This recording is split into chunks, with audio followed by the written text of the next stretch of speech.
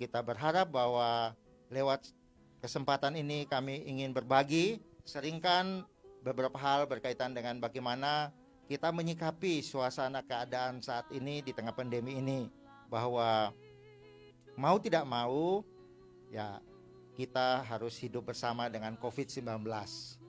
Dan itulah sebabnya pada kesempatan ini tema ini kami angkat supaya kita bersama-sama kembali diingatkan ya, walaupun kita sudah berusaha untuk masing-masing kita menjaga diri dengan kita sendiri sudah mengambil bagian di dalam protokol kesehatan ya 5M 1D, yaitu kita harus memakai masker ya, seperti kami walaupun di studio sedang rekaman tetapi tetap kami harus mengikuti prokes ini. Kemudian juga mencuci tangan dengan sabun dan air mengalir.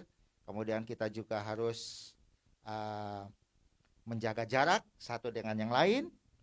Kita harus menghindari kerumunan dan juga membatasi mobilitas ya, lewat himbauan dan peraturan pemerintah saat ini yang sedang berjalan, yaitu PPKM dengan level-level tertentu dari satu daerah yang lain berbeda, karena memang perkembangan penyebaran COVID-19 kita tahu bahwa itu tidak sama dalam kondisi daerah satu dengan yang lain. Namun bersyukur di Karanganyar ini sudah mengalami suatu perubahan yang cukup baik dan semakin menurun dari level merah sudah menurun ke level yang lebih rendah atau lebih baik, sehingga mobilitas masyarakat sudah mulai dilonggarkan. Walaupun demikian tetap prokes tetap kita harus taati, kita harus tetap menuruti himbauan pemerintah tersebut.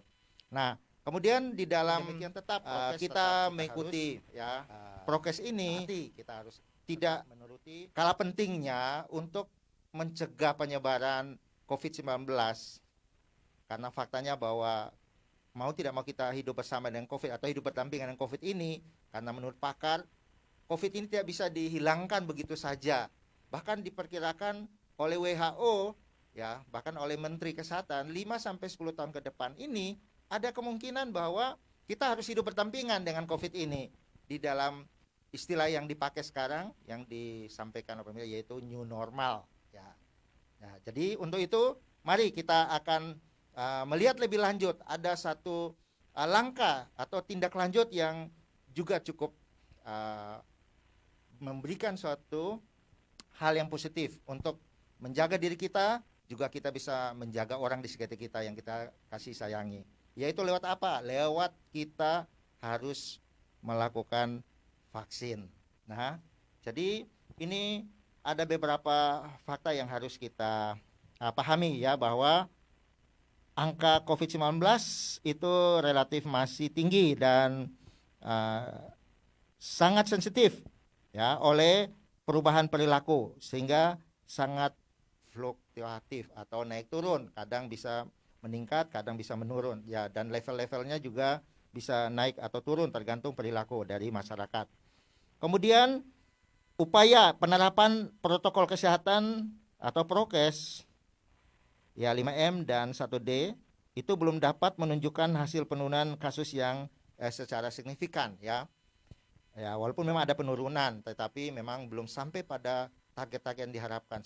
Misalnya dari level 4 atau zona merah sampai ke level 1 atau bahkan menjadi hijau wilayah daerah tertentu atau khususnya di wilayah Kabupaten Karanganyar ini.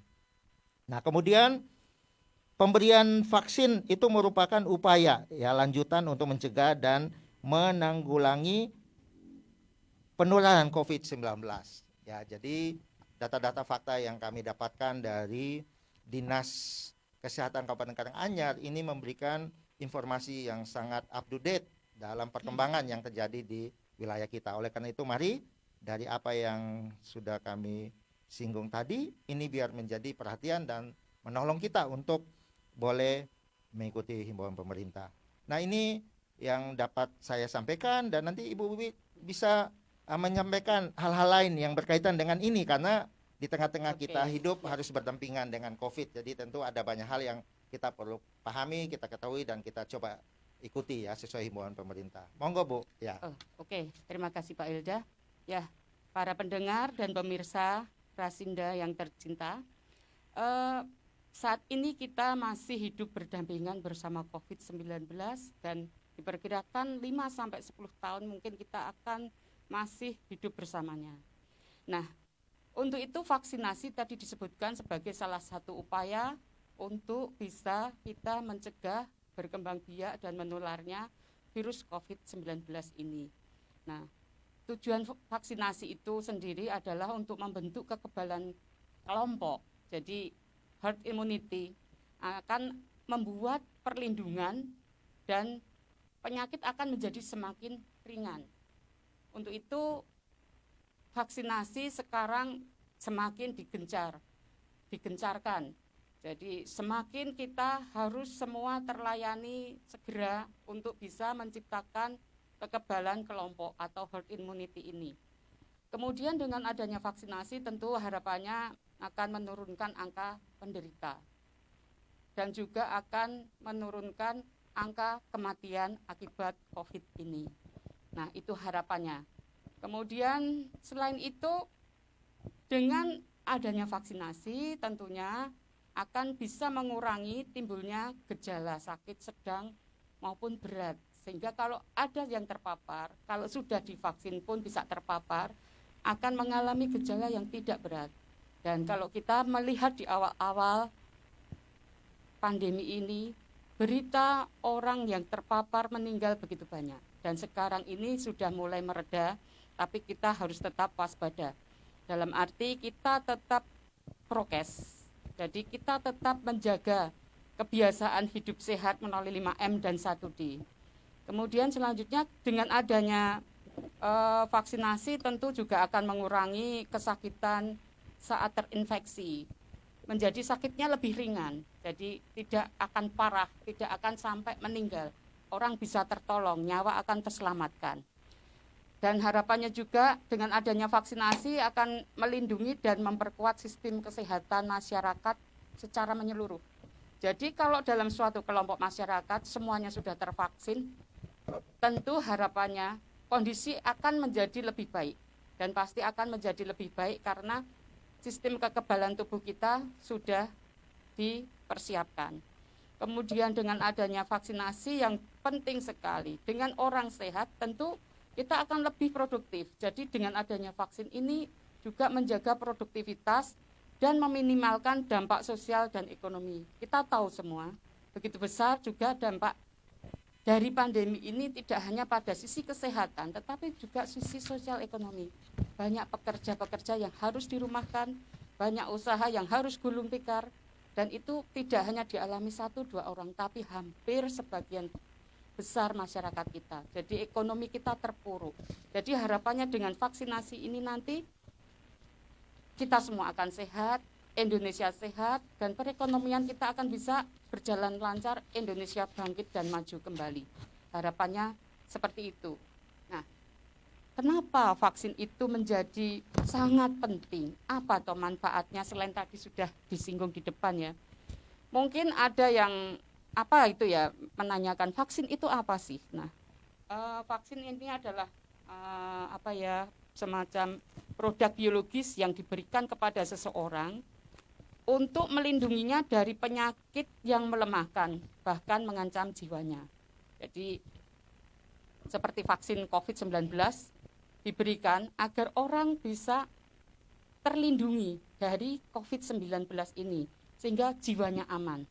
Nah, produk biologis ini, vaksin sebagai produk biologis adalah bibit penyakit yang telah dilemahkan keganasannya, yang disuntikkan ke dalam tubuh orang yang sehat agar kelak kebal terhadap penyakit. Sehingga vaksinasi menjadi hal yang sangat penting. Dan vaksinasi ini adalah merupakan proses pemberian vaksin untuk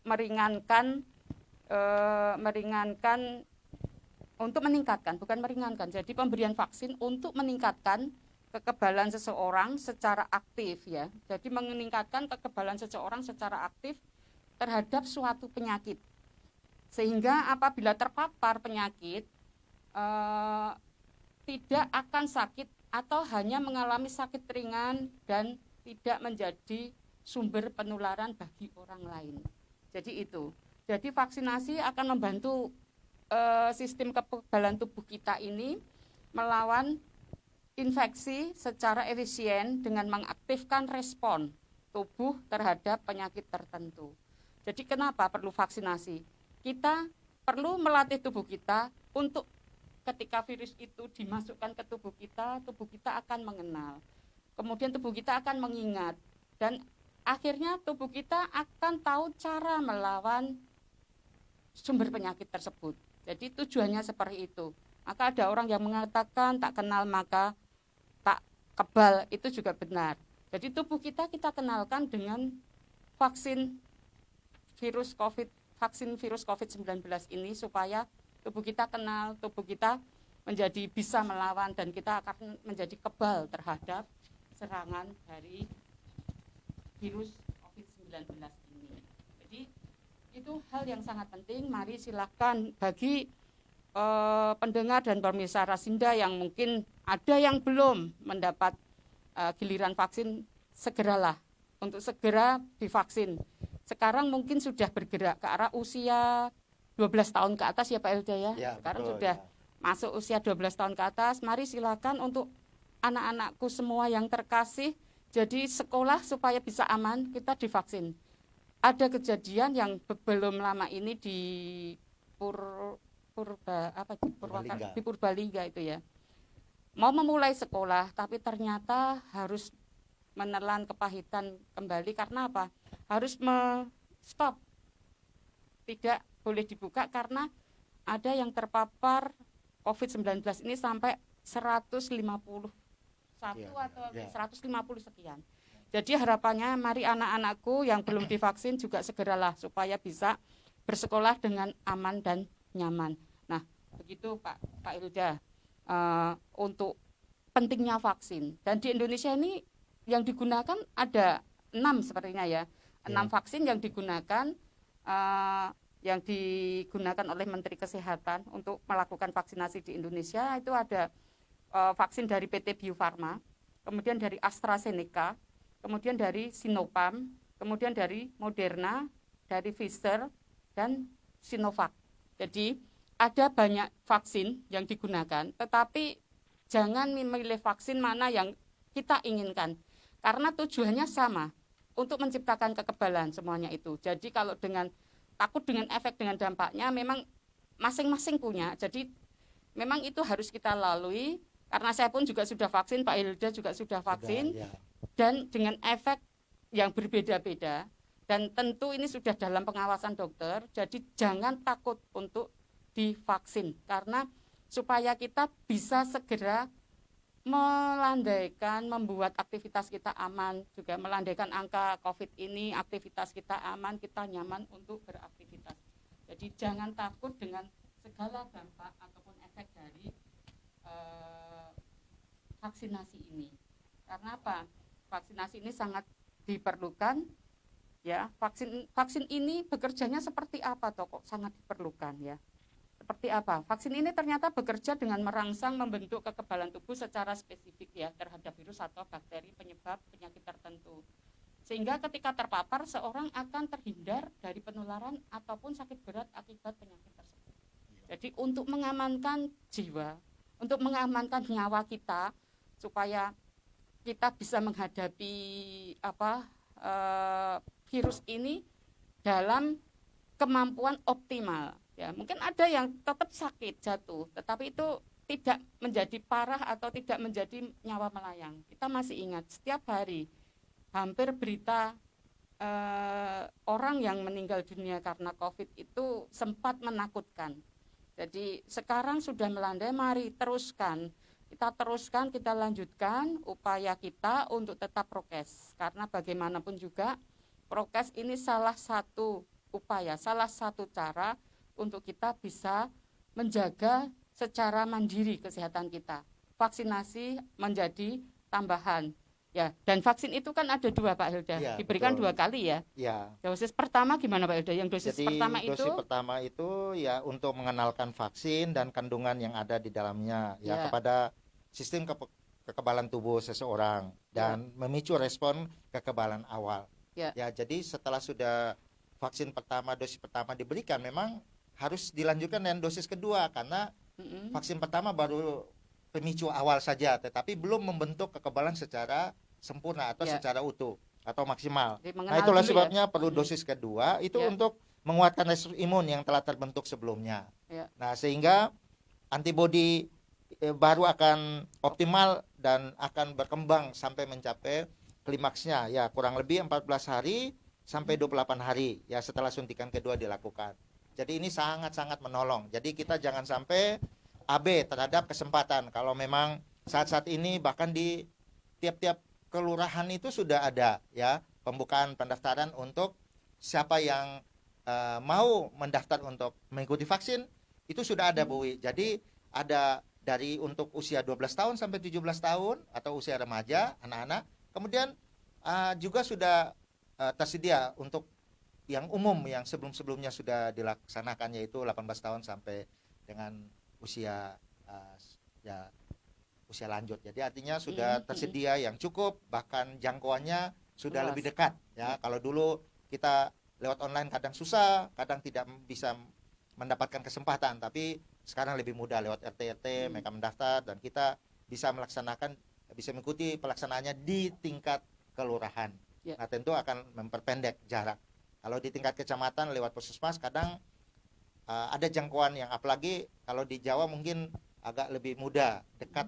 Tapi kalau di luar Jawa ya agak susah karena jangkauannya satu wilayah itu sangat luas, bahkan dibatasi oleh sungai atau kondisi keadaan alam, apalagi di musim-musim ya? hujan begini. Wah, ya memang itu satu perkara yang tidak mudah. Jadi semua pemirsa pendengar dari radio Rasinda FM dimanapun berada, monggo ya, kesempatan yang diberikan oleh pemerintah ini adalah satu kesempatan yang baik yang kita manfaatkan segera sehingga kita pun aman tertolong, juga keluarga kita aman tertolong, sehingga kita tidak menjadi penyebar virus tersebut. Jadi harus 2 kali itu Pak? Ya, jadi tetap minimal itu ya? 2 kali. Dan saya sendiri sudah mengikutinya dan ya puji Tuhan baik kami boleh mengadakan kegiatan aktivitas ya dengan baik, dengan lancar, sekalipun memang tetap prokes dipertahankan. Ya. Seperti saat ini kami pun di studio harus memakai masker dan seterusnya. Oh ya, ini Pak Ilda. Kalau yang dengan komorbid itu bagaimana itu ya? Dengan komorbid kan harus juga perlu pengawasan khusus ya. Mungkin ada punya sakit penyakit itu kan. Iya. Itu harus dengan pengawasan dari dokter gitu ya. Iya, jadi memang yang punya bawaan komorbid memang saat-saat ini sudah diizinkan, tetapi tentu lewat rekomendasi dokter. Ya. Jadi harus ada pengawasan khusus karena tiap pribadi memiliki reaksi yang berbeda, apalagi dengan komorbid itu tentu harus ada melalui izin atau pengawasan dokter, rekomendasi dokter sehingga tetap bisa aman untuk melaksanakan. Jadi tidak perlu takut untuk mereka yang punya komorbid gitu ya. Jadi ya sejauh kita terus terpantau oleh dokter yang memang menangani bawaan kita dan dapat rekomendasi dari dokter atau rujukan dari dokter, maka dipastikan bisa aman. Gini Pak Hilda, sekarang Pak Hilda sudah divaksin, saya sudah divaksin. Nah, mungkin kita juga bisa berbagi sharing selama ini. Apa yang dialami Pak Hilda, apa yang saya alami, mungkin ini saatnya kita sharing supaya mereka yang belum vaksin menjadi tahu. Memang berbeda antar orang. Lah, apa yang Pak Hilda rasakan? Ya, kalau itu sejauh ini Bu, ya saya setelah divaksin memang pertama dari sisi psikologis itu mengurangi atau setidaknya meminimalisir suatu pikiran perasaan khawatir takut. Ya, tetapi bukan berarti tidak waspada. Jadi tetap ya, jadi dengan prokes itu tetap dilaksanakan sekalipun saya sudah vaksin 2 kali. Tetapi itu secara psikologis sudah meminimalisir itu sehingga saya tidak ada rasa khawatir takut untuk beraktivitas. Ya, dengan tentu tetap mengikuti semua aturan himbauan pemerintah ya sesuai kondisi di lingkungan kami. Ya. Nah, jadi lebih psikologis ya, lebih ke arah psikis ya. Ya, psikis itu. Nah, di sisi lain juga memang ketika kami juga harus melakukan aktivitas kegiatan, apalagi sekarang waktu kemarin sempat saya ada keperluan yang memang mau tidak mau pergi ke mall. Ternyata di situ juga sudah ada ketentuan bahwa kita harus dicek ya peduli lindungi, atau kita kalau yang sudah membuat bentuk kartu, saya kebetulan sudah dicetak bentuk kartu, jadi saya tunjukkan itu bisa akses masuk. Kalau yang tidak, maka otomatis ditolak, tidak boleh masuk ke dalam lingkup kegiatan-kegiatan di tempat umum seperti itu contohnya, atau ada di tempat-tempat perbelanjaan yang lain. Nah, jadi ini kalau saya misalnya belum vaksin, tentu saya tidak bisa leluasa untuk bisa beraktivitas ke tempat-tempat tertentu yang memang sangat dibatasi. Mungkin ada salah satunya yang pengen divaksin karena pengen bisa pergi ke tempat wisata ataupun ke mall itu ya. Tetapi yang lebih utama tentu kita ingin lebih bisa beraktivitas secara lebih aman dan nyaman ya. Jadi yang bekerja bisa kembali bekerja gitu ya. Harapannya seperti itu. Jadi vaksin sangat-sangat penting sekali. Bahkan kita juga kalau beribadah sudah lebih leluasa. Artinya dalam arti tetap ada ikuti prokes, tapi kita lebih leluasa. Jadi tidak sampai kita terhalang dengan kegiatan-kegiatan kita, apalagi kita mau bersekutu berhubungan dengan Tuhan. Tentu kalau dengan kita sudah ada proteksi seperti itu sangat-sangat menolong untuk kebebasan kita lebih untuk bisa mengikuti kegiatan dengan aman dan nyaman. Oh ya, oke. Pak Ilja, gini. Kemarin kebetulan saya pakai Sinovac vaksinnya. Pertama, kedua Pak Ilja juga Sinovac. Iya, betul. Saya sama. Karena memang awalnya lebih banyak kerjasama dan produk itu dapat tersedia lebih signifikan, artinya lebih banyak yang tersedia, dan itu yang sudah diawali oleh pemerintah, dan memang sampai dengan hari ini lebih banyak, dan dampaknya juga sangat menolong karena banyak saya melihat teman-teman, tetangga, orang-orang tertentu yang ada di sekeliling kami, ketika mereka sudah divaksin dengan Sinovac itu mereka tidak banyak mengalami efek samping yang cukup berarti dan kondisinya normal-normal saja. Bahkan saya setelah vaksin itu masih bisa beraktivitas seperti biasa. Jadi artinya apa yang sudah saya jalani ini sangat-sangat menolong sekali juga. Mungkin ada juga yang memang tidak begitu signifikan ya dampaknya ketika kita divaksin dengan Sinovac itu, tapi mungkin ada yang mengalami sampai pusing, pegel-pegel seperti itu kan juga ada. Tetapi bagi pemirsa dan pendengar Rasinda yang tercinta, jangan takut untuk menghadapi efek semua itu, karena ketika kita berkonsultasi dokter jawabnya itu nanti akan berlalu dengan sendirinya. Jadi tetap tenang. Jadi sekarang di masa pandemi ini kita diharapkan untuk bisa mengelola aspek psikis kita secara lebih bijaksana. Jangan ada rasa takut, karena kalau takut khawatir akan menurunkan imun kita, lebih mudah terkena virus COVID-19 ini ya Pak Elda. Nah kemudian gini, ini kita sekarang sudah hidup lama ya, hampir 19 bulan hidup bersama COVID-19 ini. Hampir 19, sudah 19 lagi ya. Tentunya kita tidak ingin seperti ini saja, tetapi kita juga tidak ingin abai. Nah, kita harus bisa menyelaraskan kehidupan kita dengan situasi dan kondisi kenormalan yang baru ini. Jadi kenormalan yang mungkin tidak senormal yang sebelum pandemi. Ini membentuk suatu normal yang baru. Kita harus menciptakan tata kehidupan baru dengan 5M 1D. Oh ya, mungkin 5M 1D tadi. Yang 1D-nya tadi belum disebutkan Pak Ilda. Oh iya, tadi itu 1D-nya 1D itu yang dimaksud adalah doa. Ya, jadi kita tetap harus mengutamakan doa, karena dalam segala aktivitas sebelum kita mulai, kita harus juga tetap awal dengan doa, karena itu kita bisa memohon kepada Tuhan yang Maha Kuasa, kepada Tuhan Yesus yang dapat memproteksi, menjaga, melindungi kita dari segala halangan, khususnya berkaitan dengan tertularnya COVID-19 ini. Nah, betul sekali Pak Ilda. Karena kita tidak bisa mengandalkan diri kita sendiri, kekuatan kita sendiri tidak bisa untuk melawan virus COVID-19 ini. Karena justru di dalam kelemahan kita menjadi kuat di dalam Tuhan. Jadi seperti itu harapannya kita bisa nanti melampaui masa-masa pandemi ini dengan sangat percaya padanya. Nah, sekarang kalau kita hidup bersama COVID-19 ini ya, ternyata ini terjadi Pak Yuda. Iya. Ada orang yang sudah lengkap divaksin, dalam arti sudah vaksin pertama dan kedua, ternyata sudah masih terkena juga, masih terpapar juga. Berarti waktu itu imunitas dia juga pas turun ya. Kalau imunnya nggak turun tentu dia juga nggak akan terpapar. Nah, sebenarnya kalau kita melihat ada orang yang sudah divaksin pun terpapar, bukan berarti nggak ada gunanya loh Ya, vaksin itu. ya betul. Karena betul. apa? Kita perlu juga melihat ada pola hidup yang berkembang lain Pak Elda. Aku sudah divaksin 2 kali. Dah sekarang aku mau bebas, tidak usah pakai masker, tidak usah cuci tangan dan sebagainya. Abai lalai terhadap protokol kesehatan 5M itu. Nah, harapannya janganlah ketika kita sudah divaksin lengkap, kita terus melepaskan diri dari segala protokol kesehatan. Kita melonggarkan itu, melonggarkan diri dari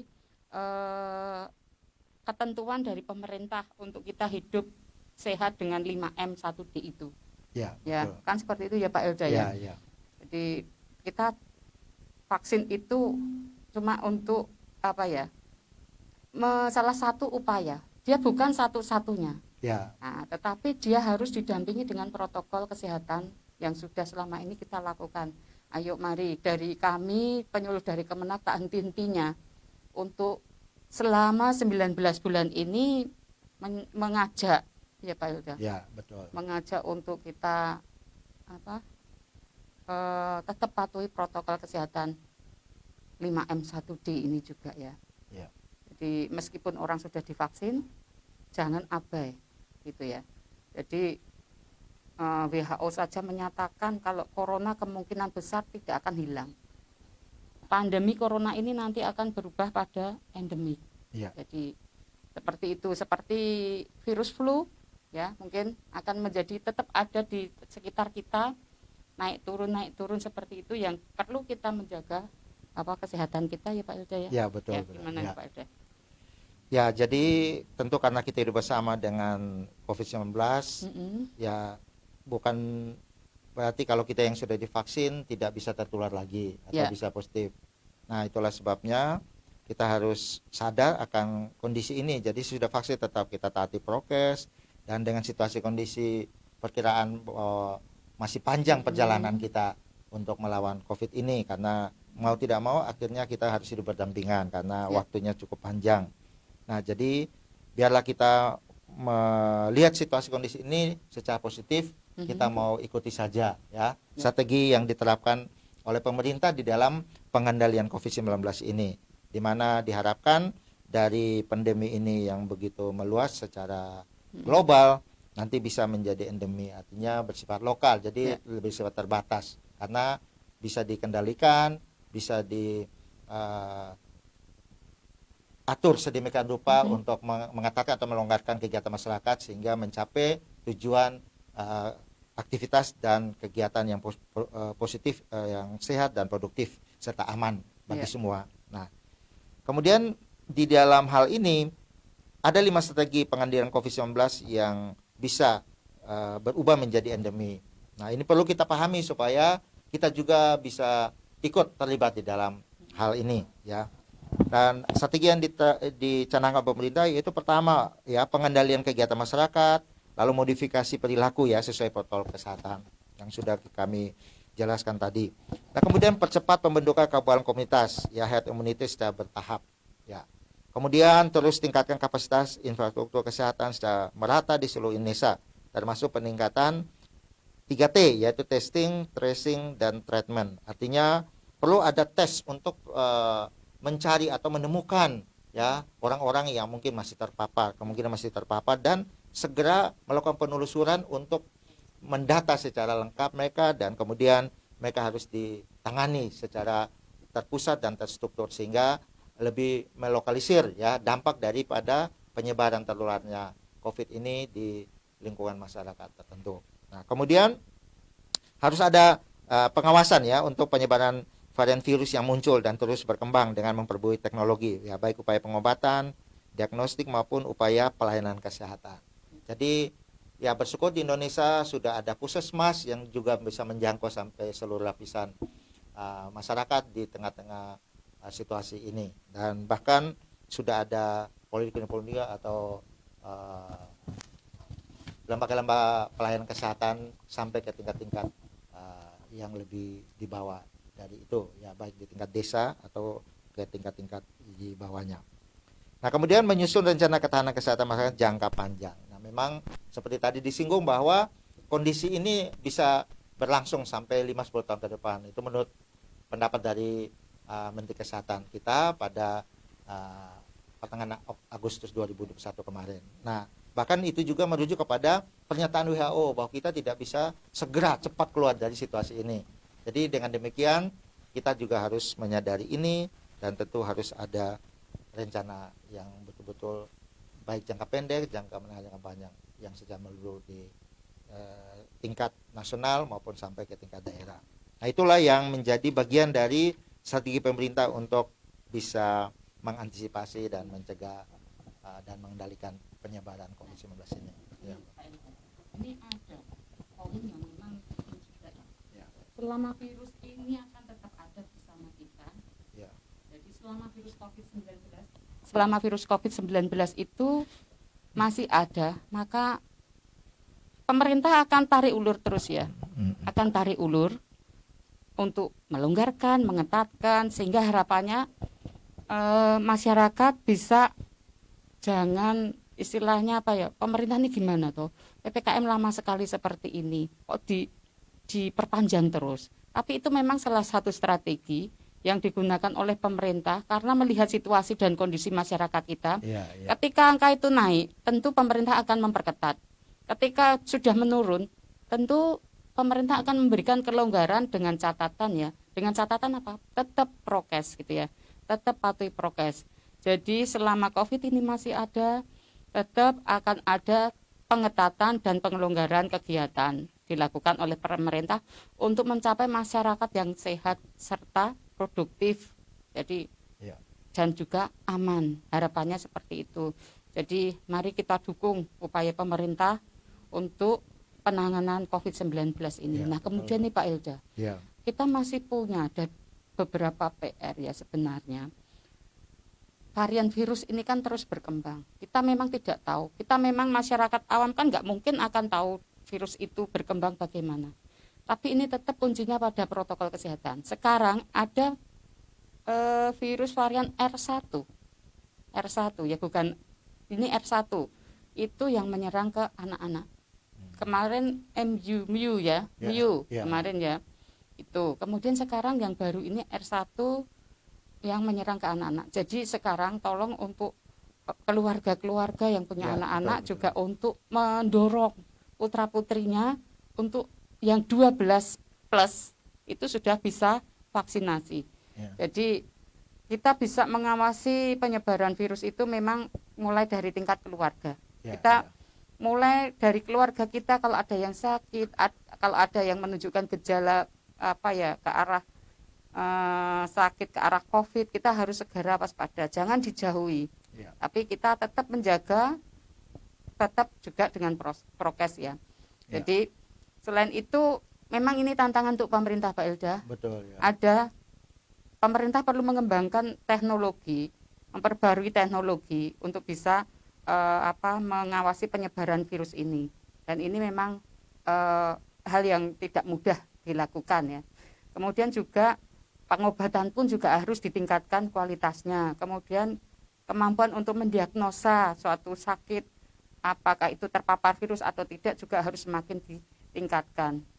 Dan tentunya upaya pelayanan kesehatan harus semakin meningkat. Kita tahu betapa besar pengorbanan dari para tenaga medis kita. Pengorbanan tidak hanya waktu, tenaga, tetapi juga pengorbanan nyawa ya. Ada yang meninggal sudah banyak sekali, tidak bisa dihitung lah gitu ya. Nah, yang kelima ini Pak, kita strategi pemerintah yang berat ini menyusun rencana ketahanan kesehatan masyarakat jangka panjang. Nah, ini sesuatu PR yang mungkin pemerintah perlu untuk lebih memperdalam lagi ya. Dan ini memang perlu para ahli-ahli untuk di sini dari multidisipliner untuk bisa mengarahkan ke strategi yang kelima itu dengan menyusun rencana ketahanan kesehatan masyarakat jangka panjang. Ya, ya. Nah, ini Nah, mungkin yang kita memang sudah tahu apa yang menjadi strategi pemerintah, tentu kita juga harus ambil bagian sesuai dengan kapasitas kita masing-masing ya, Bu.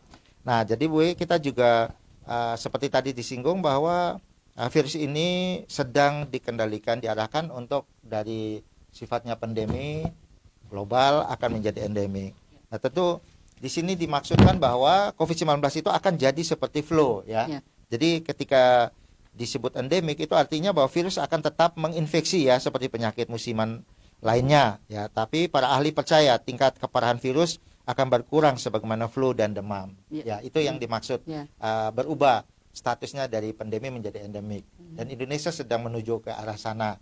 Ya, kita berharap lewat vaksin, lewat protokol kesehatan yang ketat yang kita terus ini jalani, dan juga lewat PPKM level-level yang semakin dari tingkat maksimal yaitu level 4 ke level 1, level 2. Nah, tentu ini sudah lebih terkendali. Nah, dan di situ pada satu titik akan pemerintah umumkan atau bisa masuk ke dalam suatu keadaan di mana berubah menjadi endemik. Nah, tentu ini akan lebih membuat kita semakin melihat ya harapan ke depan untuk baik dari sisi kesehatan lebih baik, dan juga untuk dampak kepada ekonomi dan lain sebagainya dapat kita bisa tercapai dengan lebih maksimal lagi. Nah, jadi itu yang berkaitan dengan hal ini ya. Jadi tetapi toh demikian ya, ada beberapa kemungkinan ya penyebab endemik yang tentu kita perlu pahami, yaitu bahwa vaksin itu tidak efektif ya mematikan virus. Nah, kemudian berkurangnya sistem kekebalan tubuh ya. Kemudian distribusi vaksin tidak merata. Ya, tentu infrastruktur yang ada di Jawa dengan di luar Jawa tentu agak berbeda. Tapi saya melihat bahwa kebijakan pemerintah sedemikian rupa bisa melalui jalur-jalur yang strategis, misalnya lewat jalur Babinsa yang dimana sudah ada sampai ke tingkat desa-desa. Nah, itu lewat TNI Polri yang ikut berperan dalam mendukung ya vaksinasi ini, maka bisa terdistribusi, bahkan jemput bola ya, mendatangi ke rumah-rumah, apalagi kalau di daerah-daerah pedalaman ya, tentu sangat sulit untuk menjangkau di vaskes ya, fasilitas kesehatan terdekat ya, karena dengan kondisi alam lingkungan yang sangat sulit. Tapi dengan adanya kebijakan-kebijakan tertentu itu bisa menolong ya, lebih membuat pemerataan, dan ini yang kita harapkan supaya herd immunity tercipta dan akhirnya pada gilirannya ya endemik ini dapat diwujudkan ya, dari pandemi menjadi endemik ya. Tetapi dari beberapa kemungkinan penyebab endemik selain dari itu juga virus juga mengalami mutasi, sehingga ini menjadi suatu catatan yang harus kita pahami juga. Kemudian juga hewan liar ya bisa menjadi inang virus, artinya menjadi penular. Jadi dia bisa terkena kemudian dia menularkan kepada orang yang tentu berdekatan atau berhubungan dengan hewan-hewan tersebut ya, khususnya yang memelihara ataupun yang sengaja atau tidak dia bisa tertular lewat hewan. Nah, ini hal-hal yang menjadi catatan yang kita perlu pahami. Nah, oleh karena itu kita berdamai dengan COVID-19, mau tidak mau kita harus tetap patuhi protokol kesehatan ya. Kita harus vaksinasi untuk mencegah ya penyebaran.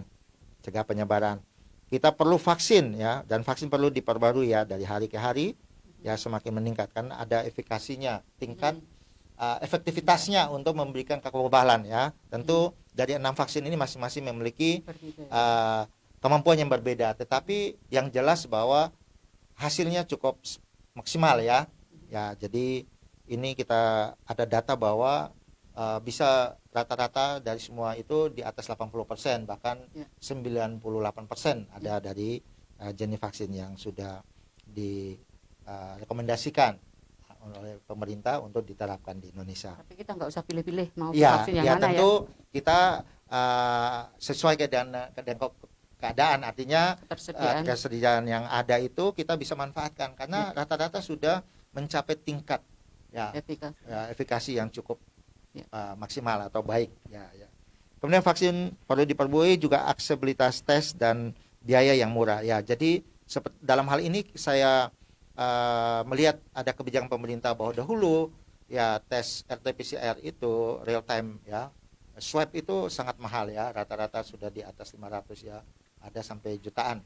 Nah, tetapi kemudian bisa mulai dibuat kebijakan menekan sampai harga di bawah 500.000 ya, itu sangat real time ya. Jadi hari itu dites dan bisa tahu, dan dia bisa mendeteksi sangat-sangat spesifik untuk tubuh seseorang apakah memang betul terpapar atau tidak dengan virus itu. Nah, bahkan untuk antigen pun sudah lebih murah ya. Kalau kita kegiatan atas itu yang mensyaratkan itu memang biayanya cukup banyak, sekarang sudah bisa terjangkau dengan puluhan ribu, tapi dengan hasil yang juga bisa kita harapkan ya, bisa dipertanggungjawabkan. Nah, jadi ini yang menjadi bagian dari hal-hal yang perlu kita pahami dan strategi yang kita hadapi dari pandemi di masa depan ini yang kemungkinan berubah menjadi endemik ya. Saya kira itu yang bisa kita diskusikan ya, Bu. Tapi mungkin ada hal lain, Bu, yang ingin ditambahkan sebelum kita ini. Pak. Ya. Kemungkinan tadi ya. Itu kan pemirsa dan pendengar mungkin bertanya, ya. Dari pandemi kok ke endemik gitu ya, Pak? Ya. Itu maksudnya seperti apa? Itu kan menjadi yang lokal. Nah, mungkin pemahaman di sini tentang epidemik, pandemik, dan endemik itu memang ada istilah khusus ya. Mungkin untuk kita memberikan informasi, sekedar informasi pemahaman yang lebih ya. Endemik itu yang bagaimana, Pak Hilda? Ya, jadi endemik itu artinya di dalam KBBI itu yaitu berkenaan dengan penyakit yang muncul dalam wilayah tertentu. Jadi endemik merupakan frekuensi suatu masalah kesehatan yang pada umumnya berupa sebuah penyakit pada suatu wilayah tertentu yang menetap dalam waktu yang lama. Berarti jadi, lokal. Ya, lokal jadi kalau pandemi itu kan bersifat global, jadi bisa nasional bahkan melintasi negara. Ya, kalau endemik dia sudah bersifat lokal, jadi daerah-daerah tertentu saja yang mengalami penyebaran dan menetap ya, virus itu dia menyebar ya. Kemudian kalau pandemik itu WHO mendefinisikan istilah ini sebagai wabah ya, patogen baru yang menyebar dengan mudah dari seorang ke seorang di seluruh dunia. Jadi pandemik adalah ketika ia menyebar di beberapa negara atau benua dan biasanya mempengaruhi orang dalam jumlah besar.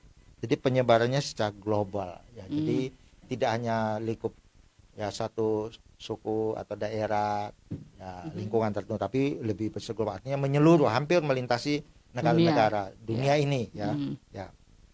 Nah, kemudian epidemik adalah istilah secara luas yang digunakan untuk menggambarkan setiap permasalahan yang telah tumbuh di luar kendali. Jadi epidemi didefinisikan sebagai wabah dari suatu penyakit yang terjadi lebih luas, yaitu wilayah geografis yang sangat tinggi dan mempengaruhi proporsi penduduk. Jadi itu sekilas informasi berkaitan dengan istilah endemik, pandemik, bakteri, virus endemik yang terjadi di tengah-tengah kehidupan kita bersama. Jadi dengan kita memahami istilah ini juga ya paling tidak menolong kita untuk kita secara psikologis ada pemahaman yang benar dan baik untuk kita juga bisa menjalani kehidupan dengan lebih baik ya. Ya, oke. Ya, demikian para pemirsa dan pendengar Radio Rasinda. Paparan dari kami tentang bagaimana kita hidup bersama COVID-19 dengan menyelaraskan kehidupan kita dengan situasi dan kondisi yang terbaru terkini. Dan ingat, 5M 1D. Betul. Nah, itu kita harus laksanakan dan vaksinasi. Ya. Ya, jadi itu mari kita semua tetap prokes. Ya. Tetap dukung pemerintah dalam segala kebijakan yang diambil untuk menangani wabah atau pandemi COVID-19 ini. Dan ya, pada kesempatan ini kita akan mengakhiri perjumpaan siaran pada kesempatan ini dengan kita mengucapkan salam sejahtera buat para pendengar Rasinda SM yang kami kasih dan cintai dimanapun berada. Semoga tetap sehat selalu, Amin. tetap ada di dalam perlindungan dan penyertaan Tuhan. Amin. Amin.